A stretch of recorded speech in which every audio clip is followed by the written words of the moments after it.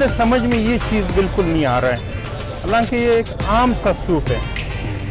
मैं खुद इस मामले में बड़ा सोचता हूँ कि इसमें कुदरत की राज क्या है। मेरे समझ में सिर्फ ये आ रहा है कि बस एक नसीब चल रहा है।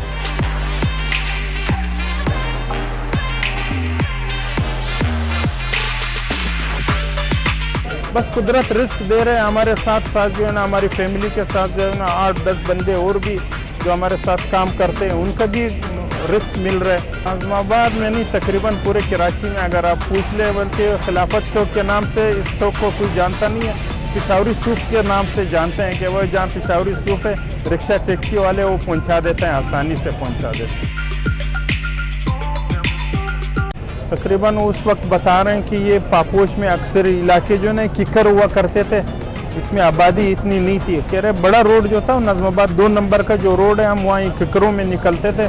उस वक्त जो है ना इस चौक पर ठेला खड़ा करते थे। ये करते करते करते आज यहाँ तक पहुँचा है। ज़माना गुजर गया, तकरीबन कराची के हर इलाके के लोगों ने ये सूप पिया है और पीने आते हैं। उस वक्त तो पैसों के हिसाब से चलता था कि कुछ पैसों का, वालिद साहब ने बताया कि कुछ पैसों का चलता था। जो कह रहे हमारे रोज़ का सेल जो था ना वो 2 रुपया और 1.25 रुपया हमारा रोज़ का सेल होता था। ये उस ज़माने से चलता था। वालिद साहब के इंतकाल के वक्त ये सूप जो है ना मेरे ख्याल से 8 रुपये का कप था।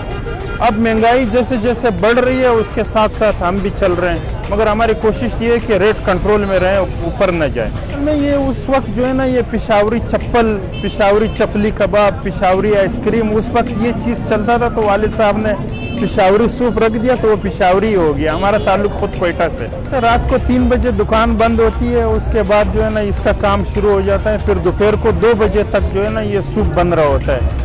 मैंने जैसे आपको बताया ना कि इसमें जो मसाले डलते हैं, बादियान है, जायफल है, जौनपरी है, लौंग है, ज़ीरा है, तो ये पानी में उबालना होता है, फिर उसमें और मसाले डालने होते हैं, तो जब भी तो सूप बनता है। बड़े मेहनत का काम है। इसकी जो सफाई का सिस्टम है वो हमने बरकरार रखा हुआ है और बड़ी कोशिश करते हैं कि सफाई का निज़ाम जो है ना उसमें गड़बड़ न हो जाए।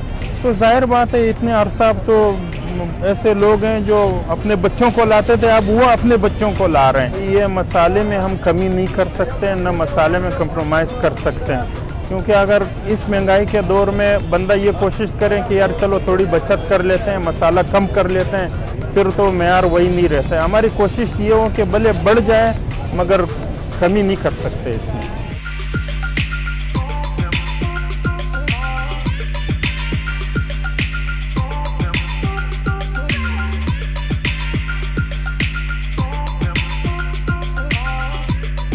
इस वक्त तकरीबन 100 मुर्गी आ रहे हैं, हालांकि मौसम भी गर्म है और जैसे जैसे मौसम ठंडा होता रहेगा इसमें मुर्गियां भी बढ़ेगी और सूप भी बढ़ता रहेगा। अभी जैसे 25-26 मन सूप बन रहे हैं, फिर 35-40 मन तक पहुंच जाता है सूप। और ये आखिरी हद है। तकरीबन ये 40 दिन का सीज़न होता है हमारे, और 3 महीने जो है ना हमारी ये दुकान चलते हैं, बाकी 9 महीने वो समझो फिर वक्त गुजारी होता है। इसमें आधे से ज़्यादा जो है ना वो हमारे अंडे में और चिकन में निकल जाता है, जो हम प्लेटों में डाल के देते हैं।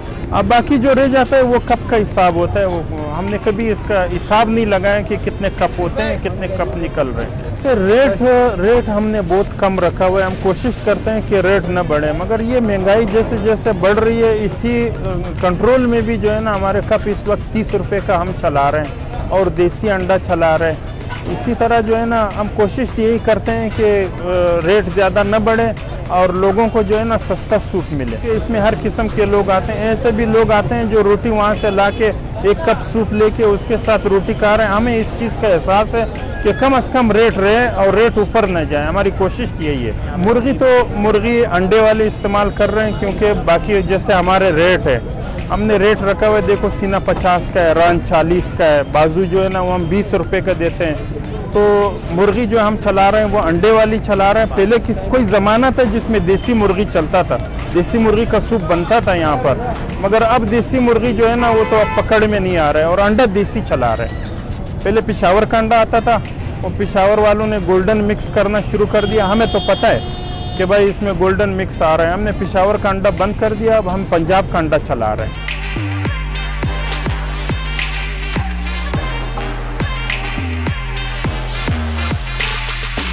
मेरे तो समझ में नहीं आता कि बाहर के लोग जो है ना इतने जायका जानते हो जितने कराची के लोग जानते हो। जाहिर बात है जब बाहर से मेहमान आते हैं तो अपने मेहमानों को ज़रूर पिलाते हैं। नाज़िमाबाद में नहीं, तकरीबन पूरे कराची में अगर आप पूछ ले, बल्कि खिलाफत चौक के नाम से इस चौक को कोई जानता नहीं है। पिशावरी सूप के नाम से जानते हैं कि वो जहाँ पिशावरी सूप है, रिक्शा टैक्सी वाले वो पहुँचा देते हैं, आसानी से पहुँचा देते हैं। मेरे समझ में ये चीज़ बिल्कुल नहीं आ रहा है, हालांकि ये एक आम सा सूप है। मैं खुद इस मामले में बड़ा सोचता हूँ कि इसमें कुदरत की राज क्या है। मेरे समझ में सिर्फ ये आ रहा है कि बस एक नसीब चल रहा है। बहरहाल वो किसका नसीब है ये हमें खुद नहीं पता है, चल रहा है नसीब। बाकी ये ना हमारी मेहनत है ना हमारी होशियारी है, बस कुदरत रिस्क दे रहे हैं। हमारे साथ साथ जो है ना हमारी फैमिली के साथ जो है ना 8-10 बंदे और भी जो हमारे साथ काम करते हैं उनका भी रिस्क मिल रहा है। मुझे तो ये बस कुदरत के अपने एक हिकमत लग रही है, बाकी हमारी होशियारी नहीं है। ज़रूरतमंद के लिए तो दुकान खुली हुई है, उसके